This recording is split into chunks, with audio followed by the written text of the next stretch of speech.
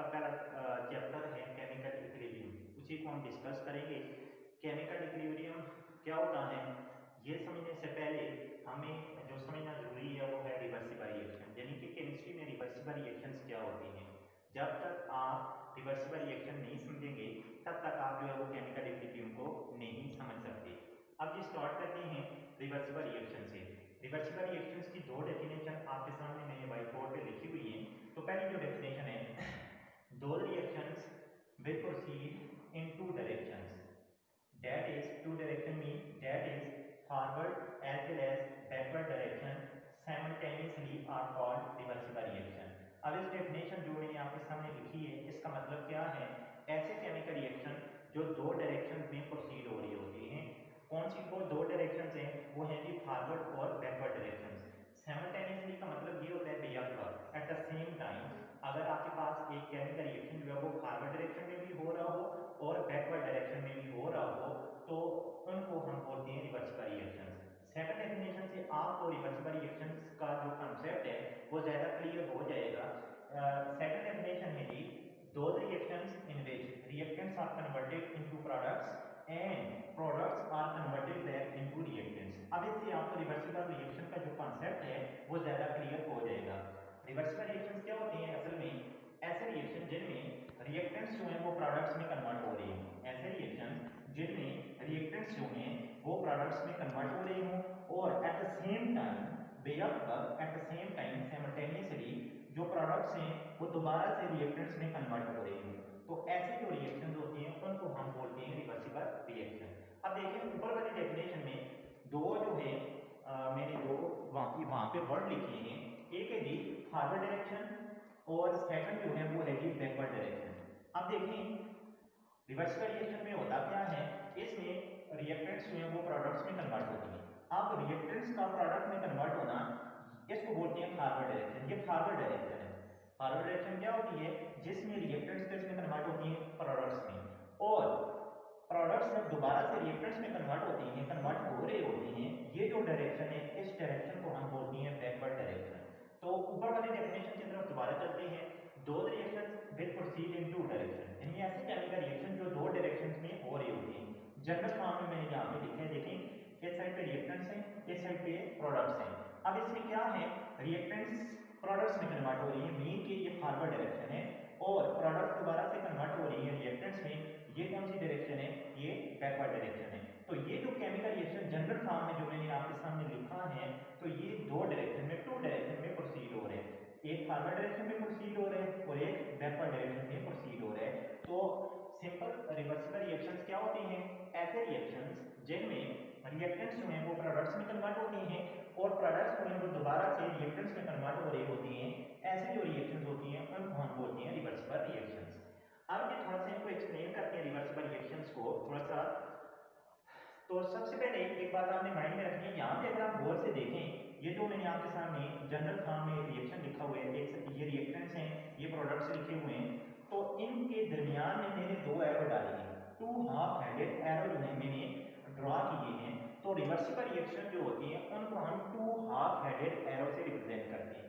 To arrow और to half headed arrow से हम उनको रिप्रेजेंट करते हैं। देखें ये आपके पास एक एरो, ये हाफ हेडेड एरो हो गया, और एक आपके पास ये एरो हो गया, हाफ हेडेड एरो हो गया। तो रिवर्सिबल रिएक्शन जितने भी होती हैं उनको हम टू हाफ हेडेड एरो से रिप्रेजेंट करते हैं, टू एरो से, और वो जो एरोस होती हैं वो हाफ हेडेड होती हैं। तो रिवर्सिबल रिएक्शंस को हम टू हाफ हेडेड एरो से रिप्रेजेंट करते हैं। तो इसमें पहला पॉइंट मैंने रिवर्सिबल रिएक्शन में लिखा है कि रिवर्सिबल रिएक्शंस और इनकम्प्लीट रिएक्शंस, मतलब that is they never go to completion. जो रिवर्सिबल रिएक्शंस होती हैं ये कभी भी कंप्लीट नहीं होती, कभी भी ये स्टॉप नहीं होती। क्यों नहीं होती, ऐसा क्यों होता है कि ये इनकम्प्लीट रिएक्शन होती हैं, ये कंप्लीट क्यों नहीं होते? इसकी वजह ये है, याद रखना है आपने, कि जब रिएक्टेंट्स 100% कंज्यूम हो जाती हैं, जब रिएक्टेंट्स खत्म हो जाती हैं, तब हमारे पास कोई केमिकल रिएक्शन जो है वो कंप्लीट होता है, हम उसको कंप्लीट कंसीडर करते हैं, मतलब कि वो रिएक्शन स्टॉप हो जाते हैं। लेकिन देखें अभी ऊपर मैंने आपको डेफिनेशन में समझाया था कि रिवर्सिबल रिएक्शन में रिएक्टेंट प्रोडक्ट में कन्वर्ट होती है, प्रोडक्ट दोबारा से किसमें कन्वर्ट हो रही होती है, रिएक्टेंट्स में कन्वर्ट हो रही होती हैं। तो इस वजह से रिएक्टेंट्स में वो 100% कंज्यूम नहीं होते, रिएक्टेंट्स खत्म नहीं होते। तो इस वजह से हम कह कहती हैं कि reversible reactions are incomplete reaction, they never go to completion. Never go to completion का मतलब ये है कि जो रिवर्सिबल रिएक्शन है वो कभी भी कंप्लीट नहीं होते, कभी भी मुकम्मल नहीं होते। सेकेंडली जो पॉइंट मैंने आपके सामने लिखा है कि रिवर्सिबल रिएक्शन जो होती हैं दे आर स्लो रिएक्शन, ये स्लो रिएक्शन होती हैं। और तीसरा जो सबसे इंपॉर्टेंट जो पॉइंट है, क्योंकि इस चैप्टर का नाम है केमिकल इक्विलिब्रियम, आगे हम डिटेल में नेक्स्ट जो टॉपिक है उसको डिटेल में डिस्कस करेंगे कि केमिकल इक्विलिब्रियम क्या होता है। तो याद रखना आपने केमिकल इक्विलिब्रियम का जो ताल्लुक है वो है रिवर्सिबल रिएक्शन के साथ। केमिकल इक्विलिब्रियम जो एस्टेब्लिश होते हैं हमेशा वो रिवर्सिबल रिएक्शन के अंदर जो है वो एस्टेब्लिश होते हैं। तो तीसरा पॉइंट यही मैंने लिखा है, ये आपने याद रखना है, chemical equilibrium is established in reversible reaction, कि केमिकल इक्विलिब्रियम जो है वो हमेशा रिवर्सिबल रिएक्शन के अंदर एस्टेब्लिश होता है। चौथा पॉइंट मैंने शुरू में आपको बता दिया था कि रिवर्सिबल रिएक्शंस को हम कैसे रिप्रेजेंट करते हैं, टू हाफ हेडेड एरोस में हम इनको रिप्रेजेंट करते हैं। Reversible reactions are represented by two half headed arrows, यानी कि रिवर्सिबल रिएक्शंस को हम दो हाफ हेडेड एरो से रिप्रेजेंट कर रहे होते हैं, रिप्रेजेंट करते हैं। अब एक और जनरल फॉर्म अगर हम देखें, फॉर एग्जांपल आपके पास दो रिएक्टेंट्स हैं, एक है रिएक्टेंट ए और एक आपके पास रिएक्टेंट बी। अब ये कन्वर्ट हो रही है जी प्रोडक्ट्स में, प्रोडक्ट है जी सी और डी। जनरल फॉर्म में मैं लिख रहा हूं कि दो रिएक्टेंट्स हैं ए और बी और प्रोडक्ट्स जो बात हैं वो हैं जी सी एंड डी। तो अब देखिए ये रिवर्सिबल रिएक्शन है, कैसे आपको पता चला कि इसमें देखिए टू हाफ हेडेड एरो मैंने इसमें ड्रा किए हैं, तो रिवर्सिबल रिएक्शंस को हम टू हाफ हेडेड एरो से रिप्रेजेंट करते हैं। अब एग्जांपल्स की तरफ आते हैं, कौन कौन सी एग्जांपल्स हैं रिवर्सिबल रिएक्शंस की। एक बात आपने माइंड में रखनी है कि मोस्टली जो केमिस्ट्री के अंदर रिएक्शंस होती हैं वो रिवर्सिबल रिएक्शंस होती हैं। तो पहले जो एग्जांपल काम जो आपकी 10th की बुक में स्टार्ट में चैप्टर के स्टार्ट में एग्जांपल लिखी हुई है वो है ये। अब देखिए रिवर्सिबल रिएक्शन में लिक्विड जो है, आपको आपने 9th लेवल पे पढ़ा होगा, लिक्विड जो है वो वेपर्स में कन्वर्ट होती है।